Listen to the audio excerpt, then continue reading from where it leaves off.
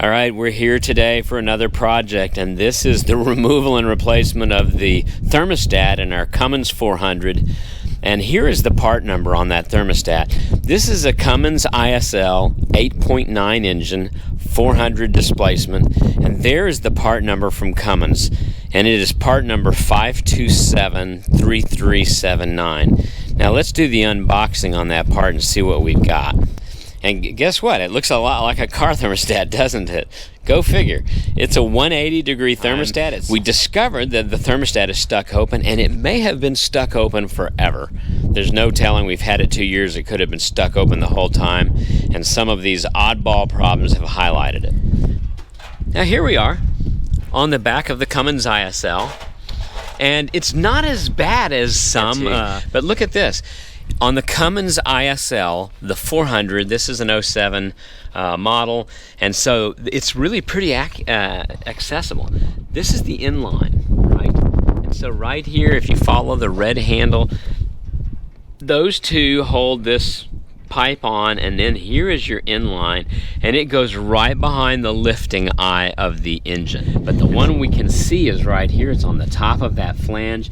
I'm going to take these two bolts right here out as well, and then I'm going to wiggle waggle this to let it release. Now,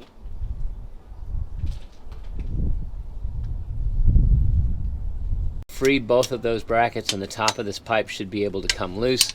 Down here I've got one of those adjusters out. You can see him right here, he's loose. Now let's see if we can, the last challenge is getting a ratchet on the nut on the back side back here and getting that one. All right, want you to see that right down in here. The lifting eye is off. Gosh, look at that flange now, right on the top of the engine. The back nut is already loose. The front nut is next. God grace us a little luck on getting that guy out. It's awfully corroded. I didn't put any PB blaster on it, but yep, that's it. So with the lifting eye out, that was 413 metrics, because the top two bolts had one bolt on them, and the third bolt at the bottom had a stacked set of hardware. So the first bolt held on the electric wiring harness and a clip, and the second bolt held the device, the lifting eye in. So there's where that goes. That covers up the whole thing. So I'm going to say with the Cummins ISL, remove the lifting eye, and boom, there sits everything you need. All right, we're going to get that next little 10mm nut out of the top, or bolt out of the top of that flange, and we should be into the thermostat. All right, there you have it, shop fans. Sorry for the wind out here. The dead cat on our microphone's gone. Fell off. There's the elbow that goes into the thermostat, and look how nice that is. Let's try to get it around there. And there you see it. There's your thermostat right where it was. The elbow separated pretty well up here from the top of the feed, and that is where your thermostat sits. It looks like it's stuck open. It must be in the neck. Yep. Look at that. There it sits. Right there in the top. Alright folks, I think we're in a position, we've cleaned up the flange. Let's take a quick look at what we've done over here. If you take a look inside there, where that flange was, there was some surface rust on this portion of the flange and on around. And so I have just taken a little piece of wet dry sandpaper and carefully buffed off some of those little bits there. Now you see some staining, but it's in pretty nice shape. I just wanted to clean that up and make sure it was all right. So that's where we are on the downside of the flange, and the surface of it is clean enough. I got a little more trash on the right side of it there. I'm going to clean that out. So we'll just kind of make sure that doesn't go down in the engine. So right over here on the right side, we just want to kind of get that out of the way.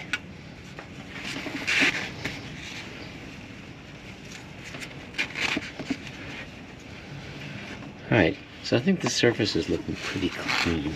When I reassemble this, I really want it to go together with no trash in it anywhere. Okay. I think that's looking pretty decent. So let's go and take a look now at the flange itself. Here we have the flange. Now let's remove that flange. Not so easy to see. I'm going to try to do that with the camera right in front of me. Alright, so there you see, there's the flange itself and the gasket. So I'm going to start pulling that gasket apart. And the bead, you know, that inner bead seems to sit on the inside edge of it.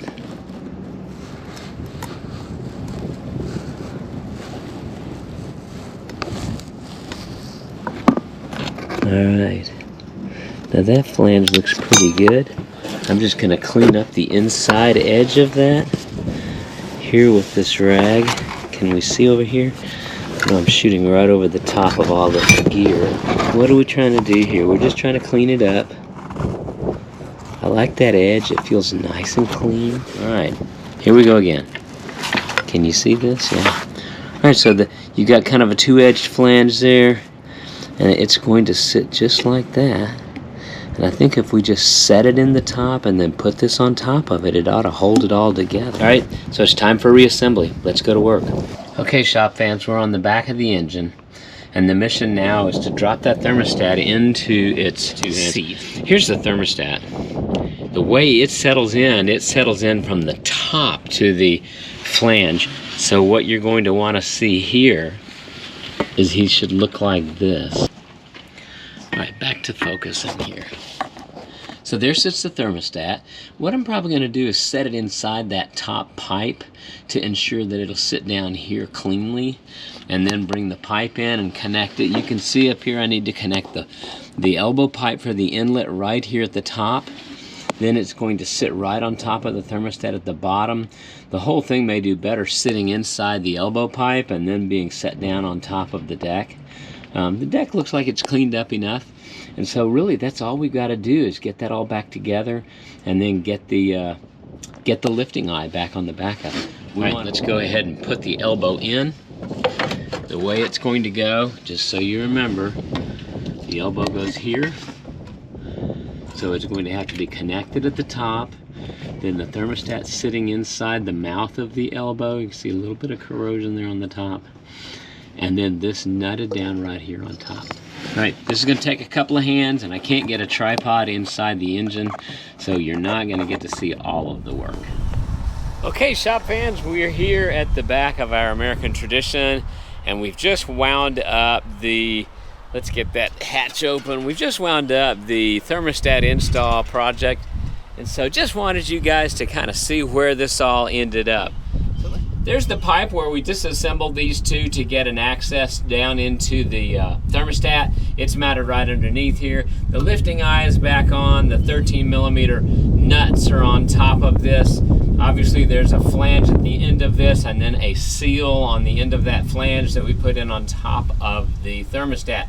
Finally down here you have a couple of stacked bolts that hold a wire capture mechanism there. So, yep, there's the whole thing. We'll give you another quick look. There you are. Yep, and you're kind of just looking at the finished install. Now, a couple of things I wanted to call your attention to. That we lost a couple of gallons of red antifreeze.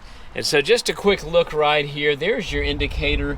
That is supposed to be all red when you're cool. And so we raised the reservoir. I put 2 gallons of peak 1.5 mile antifreeze in here. And then that fills the watch glass here. You see it says fill cold. And so that's where we leveled it out. And so now our antifreeze is topped up. When we pull this apart down on the, as you know, down at the thermostat, we lost 2 gallons of antifreeze. So just to close up the project, probably had a couple of hours in this all told, and then maybe a little bit of follow-up. So here, antifreeze in, look at your watch glass, make sure you've got a couple of, you probably lost a couple of gallons as you pull this down. And just remember that access here, I didn't bother to remove the air filter. I just went in behind it. And as you're looking at it, there you go. So, yep, I think that whole project is finished. We are happy with the result. And so now we're running, the thermostat's in, we're running the way we should. The engine raises up to its 180-degree operating temperature, and then the thermostat opens. So all said and done, RV Shop and Chef reporting here, and just wanted you to know that this project is finished, another successful project, and you can do this too. And the labor at a shop rate at a normal dealer in Dallas is $249 an hour. So if you spend 2 hours at this and you're at the Jeep rate at the local dealer, you're already into $500. And then, whatever little bits left there, I would guess that you're looking at more like $650. So maybe I'm wrong, but in the meantime, you can do this. You don't have to be an expert mechanic. It's easily accessible right here on the back of the engine. It was something that I just dropped it in and put this pipe back on the top of it. It's standard metric tools. You can do this, and you can save a lot of money. All right, that's it from here. RV Shop and Chef just wishing you a happy new year and a prosperous 2023. But for now, shush.